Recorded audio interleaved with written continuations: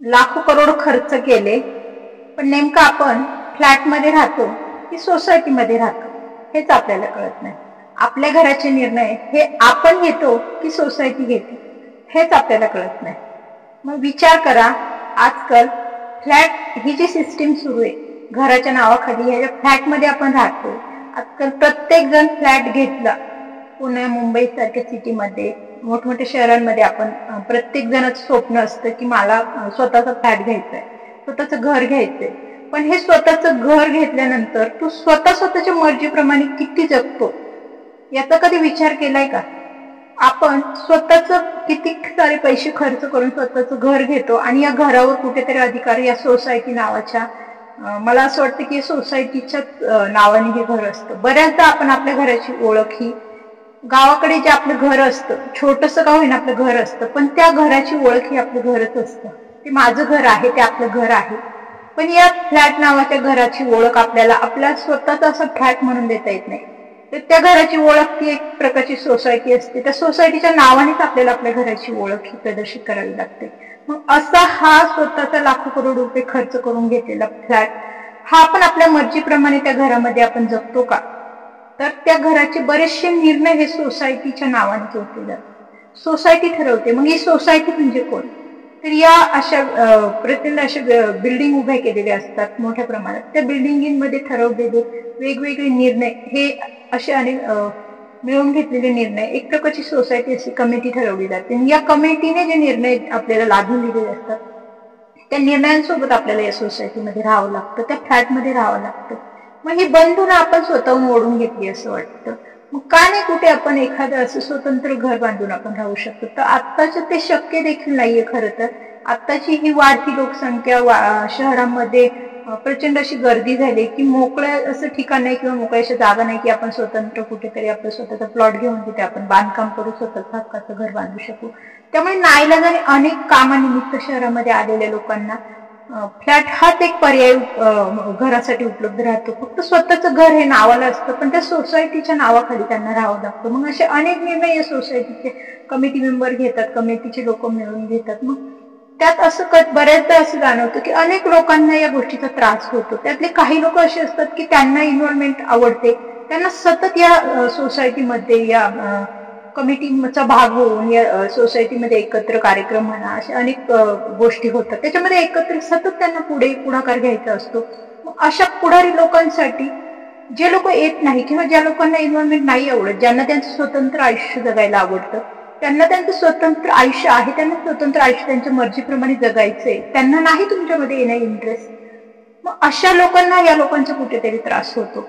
मग या गोष्टी जीवनामध्ये जर पाहिल्या तर या गोष्टी लक्षात येतात की कुठेतरी स्वतःचं घर, स्वतःचं फ्लॅटच्या नावाखाली कुठेतरी सोसायटी आपल्या आनंदाचा किंवा आपल्या जीवनाचा भाग महत्वाचा किंवा आपल्या जीवनाचे निर्णय घेते का? तर असे अनेक प्रश्न मनामध्ये मग निर्माण होतात.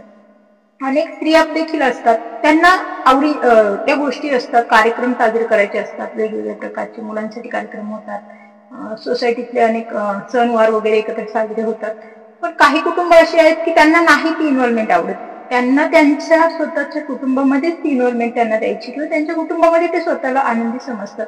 मग अशा लोकांना कुठेतरी तुम्ही दोषी मानता किंवा अशा लोकांना कुठेतरी तुम्ही नावं ठेवता की त्या लोकांना कधी समाजात यायचंच नाही, त्या लोकांना कधी कार्यक्रमात सहभागी व्हायचंच नाही वगैरे, म्हणजे असे प्रकारचे आरोप त्या लोकांना होतात. मग ही बंधनं तुम्हाला कोणी लादायला सांगितली किंवा हे आरोप तुम्हाला करण्याचा अधिकार कोणी दिलाय? प्रत्येकाचं ज्याचं त्याचं व्यक्तिमत्व आहे. तुम्ही एक सारखी घरं घेतली, तुमची घर फ्लॅट सिस्टीम ही एकसारखी असते, त्यामुळे तुमची जर तुम्ही घरं एका किमतीने तुम्ही ती घरं विकत घेतली म्हणून याचा अर्थ असं नाही होत की प्रत्येकाने एकमेकाच्या मर्जीप्रमाणे जगायचं. तुम्ही तुमची मर्जी त्याच्यावर लादू शकत नाही.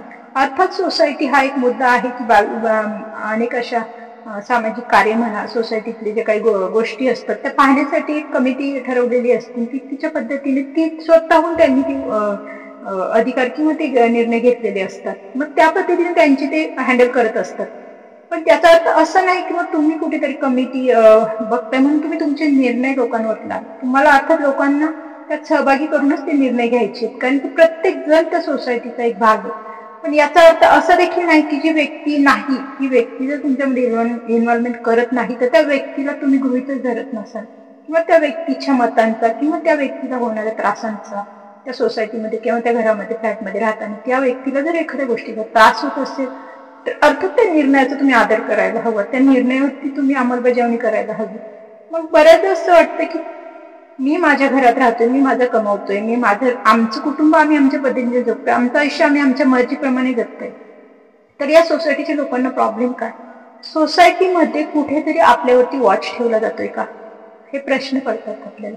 आपलं जर स्वतंत्र घर असेल तर तिथे या गोष्टींचा फारसा त्रास होत नाही, पण सोसायटीच्या याच्या नावाखाली सीसीटीव्ही कॅमेरे असतात, घरात येणाऱ्या जाणाऱ्या गोष्टींच्या ज्या असतात, प्रत्येकाचं वैयक्तिक आयुष्य आहे. आणि मला असं वाटतं प्रत्येकाच्या वैयक्तिक आयुष्यामध्ये किती इंटरफेअर करावं हे प्रत्येकाला समजलं पाहिजे. प्रत्येकाला तो नैतिक अधिकार दिलेला आहे. मग या नैतिक अधिकारांवरती आपल्याला कुणाला बोट ठेवायचा अधिकार असतो का? कुणाच्या घरामध्ये काय वस्तू विकत घेतली किंवा एखाद्याची कुठे काय प्रगती झाली, या प्रत्येक गोष्टी या सोसायटीमध्ये चर्चेचा भाग का होतो? प्रत्येकाला स्वतंत्र आयुष्य आहे ना.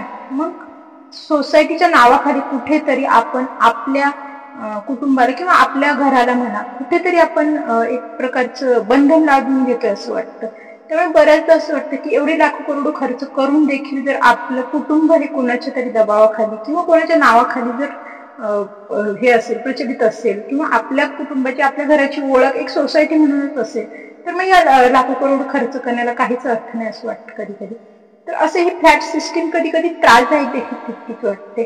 कधी कधी ह्या गोष्टी समाजामध्ये मांडणं किंवा समाजाला समजून सांगणं देखील कठीण असतं. समाजासाठी हा भाग खूप मोठेपणाचा आहे.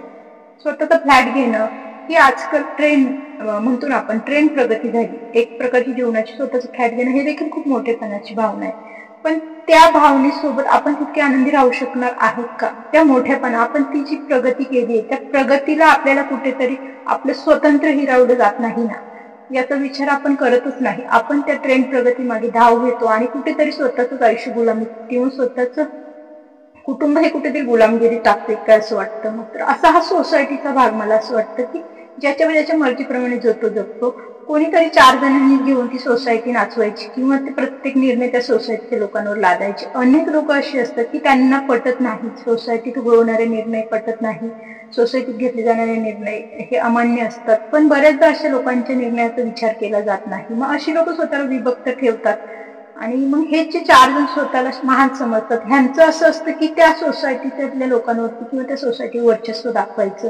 मी घेतलेले निर्णय सोसायटीने मान्यच केले पाहिजे. अशा वृत्तीचे लोक पण मग अशा सोसायट्यांनी अनेक जणांना प्रत्येक सोसायटीमध्ये कुठे ना कुठे अशी सिच्युएशन येते की कुणीतरी 4-2 जण घेऊन स्वतःला त्या सोसायटीच्या प्रत्येक घराचा मालक समजायला लागतात. प्रत्येक घरावरती लादले जाणाऱ्या निर्णयांचा मालक तो होतो. तर हे कुठेतरी चुकीचं आहे. ज्याला त्याला त्याच्या मर्जी आहे, ज्याला त्याला त्याचं अस्तित्व आहे, त्याच्यामुळे प्रत्येकाला निर्णय घेण्याचा अधिकार आहे. सोसायटीत घेतले जाणारे निर्णय हे अर्थातच सहमताने घेतले जातात, संगमताने घेतले जातात. पण त्यावेळेस कुणालाही या गोष्टीचा त्रास होणार नाही. प्रत्येकाचा त्या गोष्टी, त्या विचारांसोबत किंवा त्या घेतलेल्या निर्णयासोबत आदरच झाला पाहिजे असं मला वाटतं. तर अशा गोष्टी अनेकदा होत नाही. अनेक लोक या सोसायट्यांमध्ये दुखावले जातात. मग प्रश्न पडतो की आपण स्वतःच्या घरामध्ये राहतो की सोसायट्यांमध्ये राहतो. अशा ह्या अनेक सोसायटीमध्ये राहणाऱ्या लोकांसाठी अनेक अशी लोक असतात की त्यांना हे प्रश्न पडतात. मग अनेक लोक स्वतःला विभक्त ठेवतात, कोणाशी काही घेणं देणं नाही, आपलं आपण करून खायचं, येणं जाणं ते स्वतःसाठी ठेवतात. मग अशा लोकांना कुठेतरी अशा लोकांसोबत राहणं कठीण होऊन जातं. विभक्त घरं जर असेल तर अशा घरांमध्ये शक्यतो ह्या गोष्टी होत नाही, कारण की आपला येण्या जाण्याचा मार्ग हा स्वतंत्र असतो. पण सोसायटीमध्ये येण्या जाण्याचा मार्ग हा एकच असतो. बऱ्याचदा फ्लॅट हे असते की मध्ये एकच भिंत असते, शेजारी फ्लॅट असतात, बऱ्याचदा शेजारच्यांशी सुद्धा पटत नाही. मग अशा वेळी सुद्धा राहणं कठीण होऊन जातं. येण्या जाण्याचे मार्ग एकच आहे, येण्या जाण्याचा रस्ता एकच आहे, आणि मग अशा वेळेस मग देखील हा रोजचा मानसिक त्रास कुठेतरी सहन करावा लागतो. तर अशी ही सोसायटी सिस्टीम, फ्लॅट सिस्टीम कितपत योग्य आहे? कोणाला आवडते, कोणाला नाही आवडत. जेव्हा फ्लॅट नव्हता त्यावेळेस त्याची ती एक घेण्यासाठीची ती आवड किंवा ती उत्सुकता, आणि त्यानंतरचं जीवन जगल्यानंतरचं जे आपण म्हणतो ना अनुभव, तो काहीसा वेगळा आहे. खरंच सोसायटीमध्ये आल्यानंतर हा प्रश्न पडला मला की सोसायटीमध्ये आपण आपल्या घरात राहतो की सोसायटीच्या घरात राहतो, हा एक महत्वाचा मुद्दा आणि खूप मोठा प्रश्न अनेक जणांसमोर उभा राहत असेल असं मला वाटतं. तुम्हाला काय वाटतं? तुम्ही मला नक्की कमेंट बॉक्समध्ये सांगू शकता. तर असा हा छोटासा व्हिडिओ आपल्या स्वतःच्या अस्तित्वासाठी किंवा स्वतःच्या घरासाठी की आपण लाखो करोड खर्च करून फ्लॅट घेतो, पण तो फ्लॅट खरं आपण आपलं घर हे म्हणून संबोधतो की सोसायटीमध्ये आपलं घर आहे हे म्हणून संबोधतो. तर हा माझा छोटासा प्रश्न आहे, त्याची मला उत्तर मिळावे अशी मी अपेक्षा करते. तर मला ह्याच्यावरून एक जाणून घ्यायचं की सोसायटीमध्ये राहणारे लोक खरंच तेवढे आनंदी आहेत का, किंवा खरंच त्यांना तेवढा त्याचं आनंदी किंवा तेवढा उत्साह, तेवढं ते जीवन आनंदी घेतल्यानंतर त्यांना जी त्यांची स्वप्न होती स्वतःचा फ्लॅट घेणं, हे एक मोठं स्वप्नच आहे. स्वप्नांना ते कित प्रकारे जगतात, कितपत आनंदाने जगतात हे मला जाणून घ्यायचंय. तर मला नक्की कमेंट बॉक्समध्ये तुमचे विचार कळवा. आजचा व्हिडिओ इतकाच.